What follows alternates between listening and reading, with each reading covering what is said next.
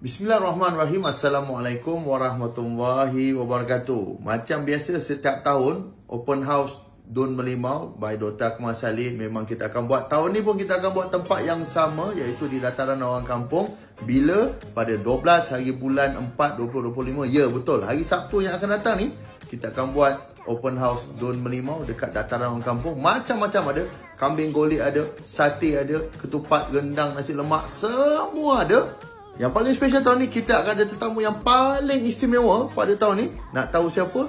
Kena datang pada 12 bulan 4 2025 bermula jam 8 malam. Dan kalau ada orang tanya ada tak duit raya? Of course ada, seperti biasa. Macam tahun lepas kita beratur 2-3 jam kita beratur bagi duit raya.